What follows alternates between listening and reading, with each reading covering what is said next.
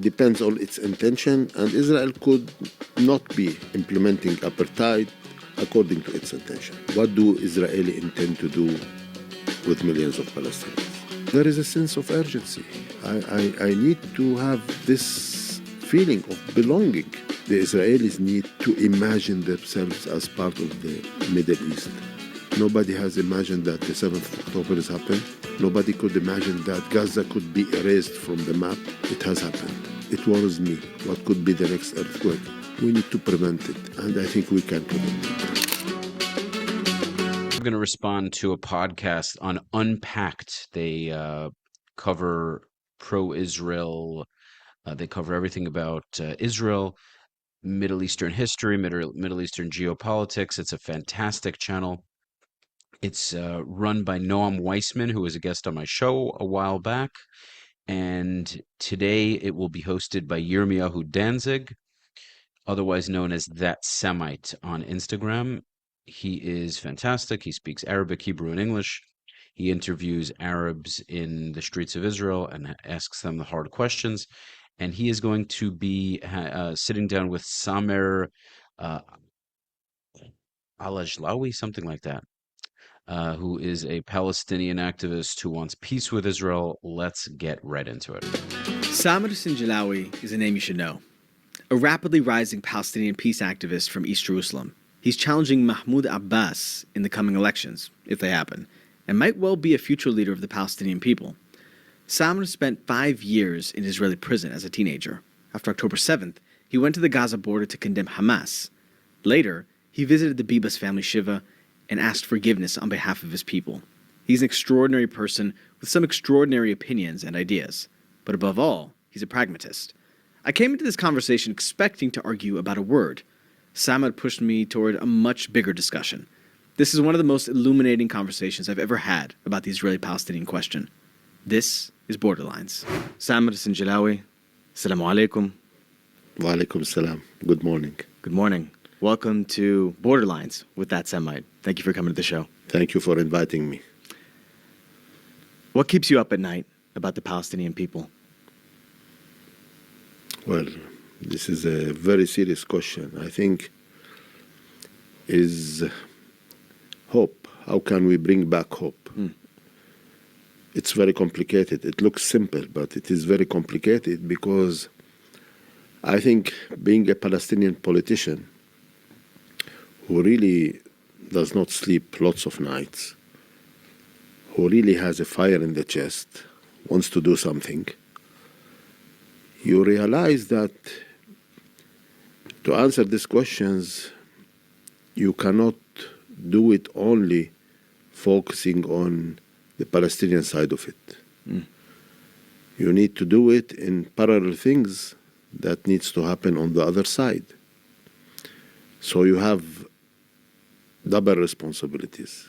It is a naive and silly and simple conflict because it is all about two words: security at one side, at the Israeli side, freedom at the other side, at the Palestinian side. And there is tens of scenarios where you can achieve a formula of 100% security, 100% freedom. So it sounds to me like solving the conflict is the issue that keeps you up at night about the Palestinian people. But before we get into that, tell me, who are you, where do you come from, and what do you do today? I am a Palestinian that was born 54 years ago in the old city of Jerusalem. I am a Muslim that was born in the Jewish quarter, but I went to a Christian school in the Christian quarter. And by the way, I come from a Jewish family that lived in what is today the Muslim quarter of the old city. Well, we have really a common history, a strong common history. And I think this history is more a history of coexistence than it is a history of conflict. See, I very much agree with this. I am a right-wing Jew, and very proudly so. And that is actually the kind of belief system that works very well with Arab Muslim culture. We can absolutely coexist peacefully, But the Jews have to have a very clear and strong identity. And the problem is, if they don't, the Arab Muslim view does not respect us. And so Yirmiyahu overall, I like his thought process. I think he's a little too on the left for me. And I think if he shifts a little more right wing, I think most of what he says is good. I think sometimes, though, he would make a very good politician, but I wouldn't put him in the main chair because I don't know if he would be able to be strong enough when needed. But overall, I think Yirmiyahu's fantastic. He knows how to get to the Arab side phenomenally. Being an Arabic speaker helps tremendously. My hat goes off to you, Yirmiyahu. I think you're a wonderful human being, and I think you have so much to do. I think you can do incredible things for Israel and the Jewish people. Because something went wrong only for the last 100 years. Before that, Jews, Arabs, Muslims, Christians lived here in this corner of the world for thousands of years in a very coexistent way. Yeah, that's just not true. It's not true. First of all, the primary reason why there's so much conflict is because the Jews were a major minority. They were a tiny, tiny minority in the Levant, meaning not the Levant, but let me preface that. They didn't have rule. The Jews did not have rule. So they didn't threaten the Islamic fabric. As soon as the Jews had rulership of not only a random part of the Middle East, but the most fundamental part of the Middle East, which is Jerusalem. Once Jews claimed sovereignty over Jerusalem, now the Muslims have to go to war with them. So as long as the Jews kind of crawl up into a ball, shut up, remain small, the Muslims say, we still have an issue with you. At any moment, we might fight or kill you, but we'll let you live in relative peace. Although since the 7th century, there's been tremendous violence against Jewish people in the Middle East, which Samer probably either doesn't know enough about or is just going to kind of brush to the side. I hope Yirmiyahu's going to call him out on it, but he might not. Let's see what happens. Not always, but often. Well, we never fought each other. We always fought together invaders who came from outside, the Crusaders, whatever. We can look at that history, but not really against each other. It's when the British and the Europeans started interfering in the last 100 years, something went wrong, and we can fix it. We can fix it. So you said that you come from a family that lived in the Jewish quarter. I will tell you something, fresh memory still, because I've heard that story from my grandfather. In the early 20th century, his partner in the old city, in the Muslim quarter, was a Jewish businessman. They both started up a cloth shop. That was before the incidents of 1929. I think they clicked the conflict we live in today. And just to be clear for the listener and viewer, 1929, we're talking about the 1929 riots in which hundreds of Jews were slaughtered in Hebron, in Jerusalem, in Tzfat, and in other places in the land. And this was around the status of the Temple Mount. Yes. Well, you can always try to put a starting point for that conflict. It's very, very complicated. There were things before 1929. But this was a serious, it was a very serious event. A turning point. Yeah, a turning point. That's where we started feeling that we are in a conflict. Yet I'll tell you something. During my childhood in the old city, before the First Intifada, the First Intifada was the uprising of 1987, where massive protests and demonstrations, stones throwing erupted in all the West Bank, East Jerusalem, and Gaza, and it continued for years until Oslo Accords happened in early 90s. So before the First Intifada, I didn't realize there was a conflict. So seeing people going to mosques or synagogues or churches speaking Arabic, Hebrew, or English, it was part of my identity. When the first Intifada erupted, something invaded me. Suddenly, it's us and them. They are in uniform, in jibs. We are in kufiya with stones. It invades you. And I became part of it. I started throwing stones. I started participating in demonstrations. It led for me to spend 5 years in Israeli jail at the age of 15 until 20, from 1988 until 1993. And by the way, there I have learned my Hebrew inside the Israeli jail. Which I think a lot of people don't really appreciate, the fact that East Jerusalemite Palestinians, that despite the fact that they live in a city under one Jerusalem municipality, that many, at least many of them, do not speak Hebrew. Well, I think here there is a lot of joint responsibility. Well, the reason they don't speak Hebrew is because of ego. It's religious ego. They refuse to speak Hebrew because they feel they're speaking the language of their colonizer. But it's not because of colonization. They know good and well the Jews belong there. They don't want to speak it because they want Islam to dominate. And so they're giving in. By speaking the language of Hebrew, they're giving in. They're admitting defeat. They're defeated. There's no question. The Jews have to state their claim. The Jews keep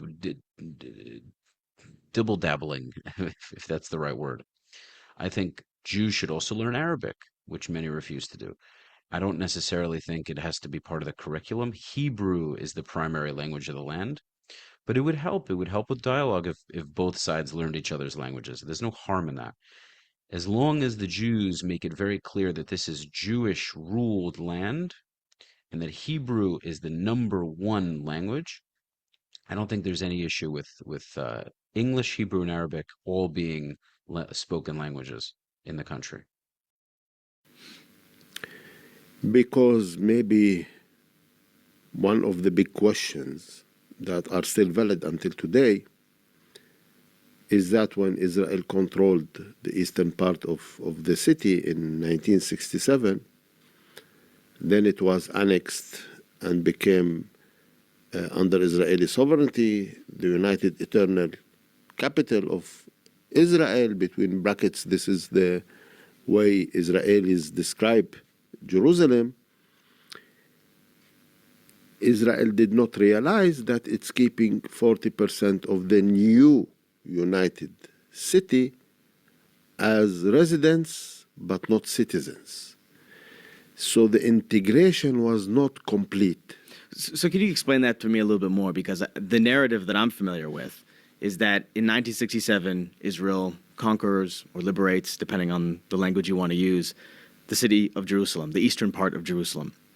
And after that, grants all of the Palestinian Arab residents of the city permanent residency with the ability to apply for citizenship. And so when you say that they didn't realize that, what do you mean by that? Well, why didn't they grant citizenship on the spot? I mean, why does an Arab Palestinian born in Nazareth is automatically a citizen, while me, born in Jerusalem, 1972, 5 years after Israel controlled it. My son was born in 1998. Now he is 28 years. Why didn't the system grant automatic citizenship? I think it's a valid question. I also think there's another valid question. Why didn't all of the Palestinians that were now under Israeli sovereignty, why didn't they all apply for citizenship if they had the opportunity? Because forget about the old generation.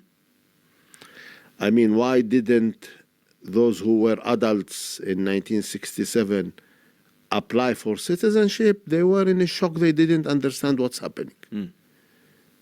They were part of Jordan, having Jordanian citizenship, in a transit phase, because we are Palestinians that thought, or a lot of forces forced us to be part of Jordan. We were still getting used to be part of Jordan. Then Israel came.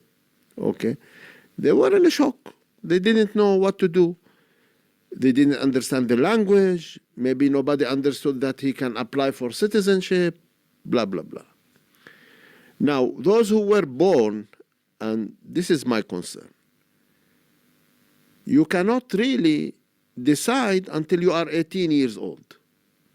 When you are 18 years old, an adult that can choose an option of what kind of citizenship you prefer to resort to, you got used that you are a Palestinian, that you are a resident, and then it is the complication of the application itself. You know, there is only one branch for the Ministry of Interior in East Jerusalem, one branch. There is always a struggle to find an appointment. It is a very complicated process. The most serious checkpoint you need to pass to get citizenship is the security clearance, where then any inappropriate language in a post in Facebook could put a red X on your application. It's not easy as it looks. It's not like you just apply for a driving license. Okay?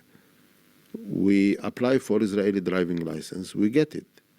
We apply for Israeli travel document, we get it because it is a procedure, normal. It is a matter of hours and days, okay? Citizenship is something very complicated. Up till now, only 5% of those Palestinians who applied for got it. 5% of the application was a success.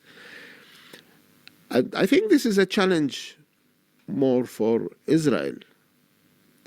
I am a Palestinian that did not apply, and I will not apply because for me it's my aspiration is to have a Palestinian state next to Israel, where the Palestinian neighborhood will be the capital of Palestine, the Jewish neighborhoods will be the capital of Israel. So this is what I believe in. So I think that's a great transition to what I really wanted to talk to you about today, with regards to Palestinians in Jerusalem, with regards to Palestinians in the West Bank. And I think that this reality is often described by many in the international community as apartheid. And so I want to try to understand with you whether or not that is the appropriate term, whether it's driving us to actually solving this conflict, or whether or not it's actually doing more damage than it is something positive. So just to kind of steel man, to give the best argument for that position, that apartheid isn't an appropriate word. Number one, we know that 21% of citizens of Israel are Arab citizens, vast majority of which are Muslim, and they have equal standing before the law. That's not to dismiss in any way the discrimination that exists, both individual and systemic, within Israeli society, within Israel proper. But these are the type of problems that you have, in my point of view, between majority and minority populations in basically every single nation state that exists. Maybe it's aggravated in certain ways here, in ways that it's not in other places. But that being said, we're still looking at a democratic reality within Israel proper. Before sitting down with Samer, I went into the streets of Israel to hear what Israelis think about the apartheid comparison. One of the most... Israel could be apartheid, depends on its intention, and Israel could... It's very hard to find people who are ready to address difficult questions. Try to search for different answers. But listen, they insist it should be Jewish. Would you accept this? She said, Daddy, if I'll get citizenship, I will vote. If I go to Ben Gurion Airport, they will not lead me to a different line for security check. When I come to Ben Gurion Airport, I will not stay in that ugly room for 3-4 hours until they allow me to enter.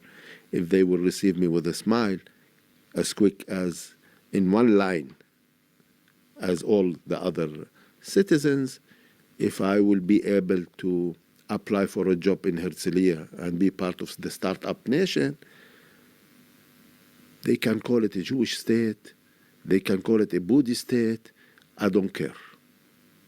So what you're getting to, what I'm hearing from you right now, is the intention. Because you talked earlier about the intention behind the Israeli people. What do the Israeli people, what does the Israeli state want to do with millions of Palestinians? That's how you put it. And I think also what you're referring to right now is what do the Palestinian people want? And I think that that is part of where the tension exists with this terminology of apartheid. Because I think we've seen in many places, in many points throughout the history of this conflict, that when Israelis have felt that there is an opportunity, as you said, to separate and to create two states, that the Israeli public has gone to the ballot box and voted to support prime ministers that were advocating for something like that. And as we know, it blew up in the faces of Israeli society, in particular with the Second Intifada. And that's a trauma that Israeli society is really carrying to this day. And many Israelis after October 7th are looking at the disengagement from Gaza and saying something very similar. We withdrew, we gave them the opportunity to have some type of sovereignty there, and it blew up in our faces once again. And so I think that the conclusion that many in Israeli Jewish society have come to is that if we had the opportunity, if we really believed, with exclusion of course, some voices that are perhaps very dominant in the Israeli government right now, if we really believed that the Palestinians would accept a state, then we would do things in order to make that happen. But it seems more like, and I think Anat Wilf, if you're familiar with her and her work, she's put it this way before, that we, the Jews, want a state, and the Palestinians don't want a state. They just want the Jews not to have a state in any part of this land. Does that resonate at all? Do you think that what is that position getting wrong? Let me agree with you that we have missed lots of opportunities, including when Ehud Olmert offered Abbas almost everything we want. Technically 99% of what we want. Okay, so that wraps up today's video with Yirmiyahu Danzig and Samer Sinijlawi. And I think there is very good discussion here. Obviously, I would have liked to listen to the entire thing, which I will do. Maybe I'll make a snippet for another part of it. We'll see. I think Samer has good intentions. I just think Israelis can't just do what he wants, because I'm sure he has ideas that are good for Palestinians that will absolutely not be good for Jews. And Israel has to consider always what's best for its Jewish population, and if it works for both, fantastic. But if it is incredibly detrimental to the Jewish state and the Jewish people, it doesn't work. Period. Any other country in the region would do exactly the same thing, and as he should. Make sure to follow me at Rafi the Realtor for all of your real estate needs in South Florida. And you can go to the Buy Me a Coffee link in the pinned comment or description. Until next time. Peace.